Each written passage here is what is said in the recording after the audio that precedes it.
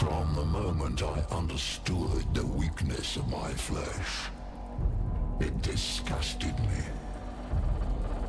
I craved the strength and certainty of steel. I aspired to the purity of the blessed machine. Your kind cling to your flesh, as if it will not decay and fail you. One day the crude biomass that you call the temple will wither, and you will beg my kind to save you. But I am already saved. For the machine is immortal.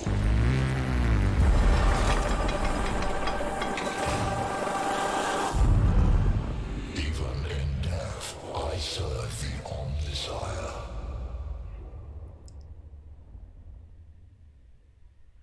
Yes! Warhammer 40k Mechanicus! So before we start, it might be a bit laggy because my computer can't really handle new games, but at least it's turn-based, so it's not too bad. Like the lag is not going to be too much of a problem. I mean, I can see it already. Can I lower the settings on this? So I'm going to play Warhammer 40k Mechanicus. Yeah, no, my graphics are down at the bottom. I've always you know, 40k is so interesting, but 40k games are not good. Most of them are not very good. I mean, they're not too bad, some of them, but they're not great. Mechanicus is one of the better ones, according to the reviews. So, you know, I've always wanted to play a 40k game, so, you know, let's get into this one. It's a blind playthrough. I have played through the tutorial, I've played like the first mission, which doesn't really tell you very much. There's a lot of reading, so I'm going to read a lot in this game, unfortunately. There's not enough voice acting. Anyway, let's just get into it. And any comments we will save for during the playthrough. Is that... can you see the lag? Oh, there's a bit of a mouse lag. Hopefully it's not too bad. We'll see. Alright, normal difficulty... yeah, let's go. Just default settings. The 41st millennium, a time of darkness and war, the Imperium of Man claims the whole galaxy in the name of the God Emperor. It fights an endless war against Xenos from without, heretics from within, and supernatural horrors from beyond. Alongside the Imperium's war fleet serve the Adeptus Mechanicus. There's a whole lot of lore, which if you're not familiar with... we'll see, maybe the game is fine even if you don't know the lore.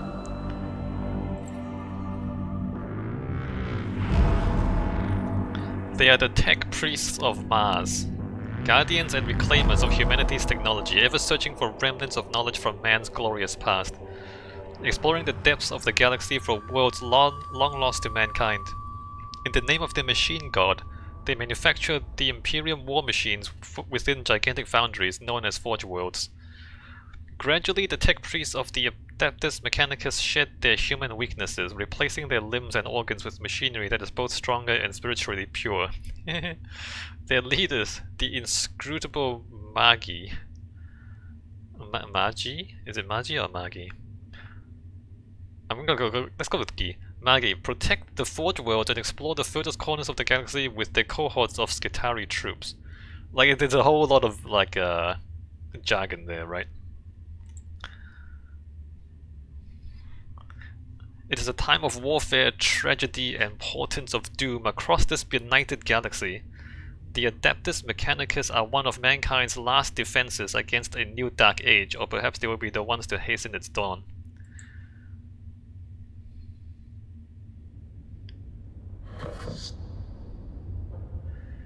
An echo in the noosphere, Magos.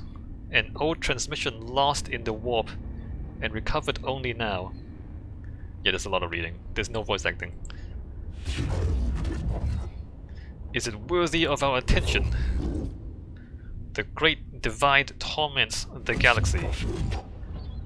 The resources of the Adeptus Mechanicus are stretched thin. We are weaker than ever, though the Imperium at large knows it not. This represents an unknown but possibly key to victory, or a possible key to victory. We are weaker than ever, though the Imperium at large knows it not. So that's like the general theme of the whole 40k world, is that so humanity used to be very advanced, and then there was a tragedy, and the AI got out of control, and they had a big war with the AI, and then they tried to reclaim the galaxy, but like all the old tech is like it's partly still there, but they don't really understand the old tech. The game might be lagging a lot in the video, actually. Just looking at my OBS right now. An opportunity to research, perhaps avert the ill fate that has befallen us. The transmission's origin is Silva Tenebris, part of the Amissis Solaris within Ultima Segmentum. Search the roles, Redditors, gather them. 4 months? It takes them 4 whole months to figure out what's going on.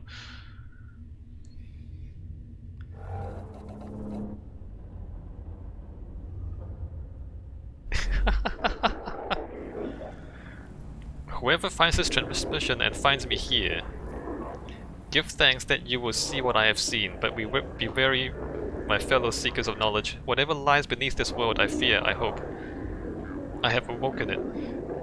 I came to this world to investigate its ruins, but I found so much more. Terrors, yes, threats to body and soul. But by the Omnisire, I found such wonders. Yes, threats to body and soul. This is the last transmission of Margos Rasek. He vanished while on an explorative mission to investigate Xenos structures on Silvia Tenebris. I mean, I don't really understand why this would lag. It looks like my OBS is having trouble keeping up. Maybe it's not. It looks like just a 2D image, right? Is this actually rendered in 3D? Why is this lagging? Hypothesis: he found something. Our mission on this world is to ascertain any Xenos presence, and if we find it, eliminate it as a threat to the Imperium. The opening of the Great Divide means we can call on no additional support from the Forge Worlds. We must achieve this with the troops and resources we bring with us. Yes. So Fastinius, I think, is the player. Scaevola. Benefit analysis, peace for sector, knowledge for mankind, plus potential, plus opportunity. Scaevola is almost completely machine, as implied by his speech. Videx. An opportunity to destroy the works of the Xenos, Scaevola, not appropriate them.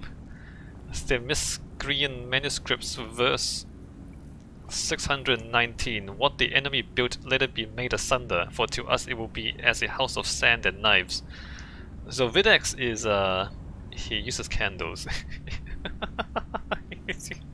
Why do you still use candles in the 41st millennium, brother? Do you not have electric lights? Magi, we are approaching the target coordinates. Alright, good. So it takes them 4 whole months to get to this place.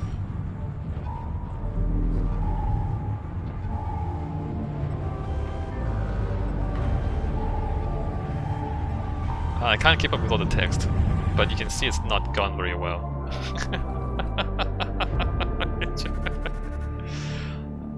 If you like, go back and pause the video, that was kind of disastrous, wasn't it?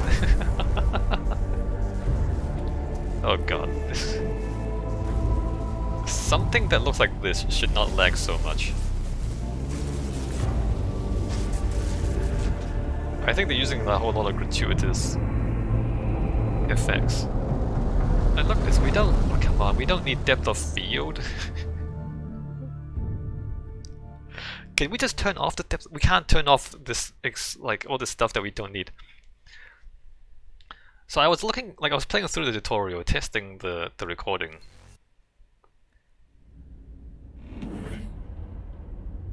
Like, everything is just unnecessarily graphically intensive. Like, it doesn't need to be this fancy. Anyway. Again, I just hope it's not lagging too much. Or at least I hope the lag doesn't really matter. Because it's a turn-based game. Kepra. Kepra says, there she is, temperate climate, atmosphere standard breathable. Muscatari troops should be able to operate down there without trouble. Festinius, are they ready to make landfall? As soon as we are in stable orbit, Magos. Administratum records indicate a single colony, St. Eckhart's Hope, on the surface near the Xenos ruins. No contact recorded in 2 centuries. Colony presumed failed. Alright.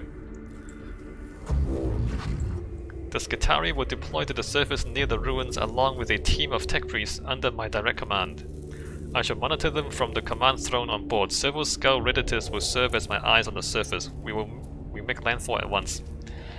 A servo skull. So it's okay. Background. So, because of the civil war with the AI, since then all AI is banned. So all completely autonomous machines are banned. So all machines have to be controlled by humans, or you know, have to involve humans. But over time, what that has evolved into is that you need a piece of a human in your robot. so over time it's become, so these servo skulls, what they are is they take a human skull, they remove all the organic, like all the fleshy bits, including the brain, and they build a robot using the skull as the chassis. And so this servo skull is not, quote unquote, is not an AI, because it is a modified human. Because it is a modified human, therefore it is still human. It is not an autonomous machine. So what they've basically done is they take a person, kill him, take the skull, and they build the robot in the skull. And then because of that, it's a modified human. And therefore it does not violate the ban on autonomous AI, apparently. And all the tech priests are similar, because the tech priests, if you remember the intro, they replace their organic parts with mechanical parts over time, and so eventually they just become 100% machine. But because they started off as a human being, and maybe they still have a few bones inside them, they are technically modified humans and not robots. Cool, right? Cool story. So this is the 40k world. This is how things work in the 40k world. Like, things don't really make sense. Like, whatever they say is going on is not really what's going on. Yes, Magos. I'll set up a forward command post. RaceX transmission looked like it came from underground. We'll secure any entrances to an underground structure, so your tech priest can begin the exploration. Cool. Alright. Agrolek sector located. This tomb reeks of stale, dusty antiquity. Its once Once stern architecture is littered with debris and tarnished with the patina of age. Here and there fissures in the structure cast feeble light over cracked and tarnished metal. The tomb was once brutalist and oppressive, as if designed to crush the spirits of its inhabitants. It is no less intimidating now, but instead of evoking a merciless guiding intelligence, it speaks only of decline and death. This place seems abandoned at first glance, but as the exploratory troops move through the hushed corridors, the ancient dust stirs, and something long dead begins to take on a facsimile of life. Kepra. Going by our fragmentary information, it looks like a buried tomb structure. Alright, cool. Then the sword of the Omnisire is ready to fall. We deploy immediately.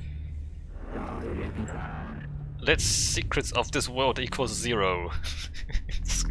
Alright, Scavola. I counsel caution, Magos Faustinius. Our purpose should be here to destroy the threat of the alien, not to bask in its blasphemy.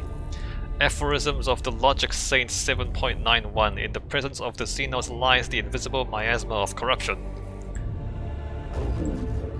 Destruction is not possible from orbit, Videx. The structure is too deeply buried. And Scivola, I have no intention of plundering whatever trinkets I can find from this place.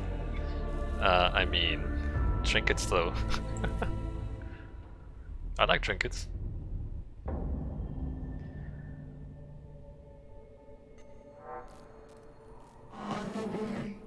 Are we still lagging? We are kind of still lagging, I think. I'm not sure, maybe it's fine. No, well, no, it looks okay. It looks okay. Like this should not lag. Why does this use so much graphics, right? It looks like just the... Anyway.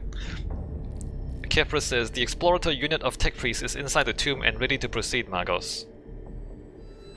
Magos? Magos? Magus? Magi? Magos. There's no telling what we will find. My men will hold the perimeter in case of the unexpected. It would be folly to commit our whole manpower to the unknown, especially when the potential of a moral threat exists that the Skitarii are less able to understand. A moral threat. Somehow like the physical threat is less important than the moral threat of, I don't know, somebody telling you lies or something, telling you to do bad things. I have the greatest respect for my Skitarii, but they are still far from the ascension that a Tech Priest affords. Alright, so the Skitarii are not very smart. I agree, Subdomina. I shall lead the mission in person from the command throne. Servo Skull Redditus shall be my eyes and ears on the ground. Omniscient be praised, we are going in. It's a Servo Skull. Alright, the threshold, deployment number 1. The Adeptus Mechanicus are a curious breed. They explore and interact with machines they do not fully understand. Oh man, there's so much reading, right? Within this tutorial, you have to explore the interface to discover what to do. Like a true tech priest, you must experiment in order to learn. We'll help you out this one time. Left mouse button, also known as LMB, click on the adjacent room to move. Alright, validate. Oh, it's so laggy. Alright, so there's our map. Ah, this is so poorly optimized. 40k games, am I right? Alright, so there's like a bunch of enemies. There's the objective. And there's a bunch of rooms. Alright, so we move from room to room. We've got our team down here. We have Apprentice Jeremiah. Can I click on them? Okay. We're not allowed to do anything except explore the... Okay, let's do the tutorial. You click on a room to move there. These Xenos hieroglyphs, I know of them. They are my undoers, Necrons. Mysterious, ill-researched corruptive. Alright, so we're facing Necrons. Necrons are one of the factions in 40k. They are a dead species that have had their consciousness put into machine bodies. Their theme is the undead, basically. They're like the technologically undead. So they sleep in tombs, and you wake them up, and then they kill you. They're basically the Egyptian mummies of the future. This could be a rare sample of the Necron language, Magos. We have barely any knowledge of it. Collecting data from this obelisk could move our understanding of the language ahead for the first time in centuries. This is a work of the alien, Magos. Codex Fulminatus 83.12. Show caution and scorn in all things. So Videx is the conservative, right? He's the guy who just wants to destroy anything that he doesn't understand. And Scivola is the progressive. He's trying to like discover new things and do new things. Sometimes tech priests will feed back important information about what they encounter in a room. These situations will require you, our commander, to make decisions. There will be consequences, so choose wisely. Ahead is an obelisk-like object covered in what can only be described as hieroglyphic symbols. It almost reaches the tall ceiling of this chamber. So you can scrutinize, examine the inscription on the obelisk, destroy the obelisk, scourge, destroy the obelisk, it is a monument to the alien and must fall, or secure, check the surrounding chambers for potential dangers. So, when I tested out the tutorial, I chose secure, and the thing exploded, but because I was securing the area, I wasn't next to it, and so none of my guys got injured. So I know what happens if I try to secure it, is like, the thing will explode, but you don't lose any health on your guys. I'm gonna try to scrutinize this time. I think it will explode and injure my guys, but I think I'll get more knowledge out of it if I study it now. We are detecting a massive energy spike from inside the tomb. Something's happening in there, something huge. Who is Ro? Noctilith source detected, also known as Blackstone. Request collection immediate. Alright, nice, Blackstone. As one of the tech priests kneels to get a closer look at the obelisk, it seems to react to the cohort's presence. The obelisk splits open and a powerful, painful wave of exotic energy spills out. Inside are the clustered formations of a rare-looking material. Alright. So do I get injured? Do I receive damage? Alright, continue. Oh, it doesn't matter. We don't actually take any damage. Alright. So basically you find Blackstone, and it sounds like you should have gotten injured, like some of you guys should have received damage, but you don't actually receive any damage.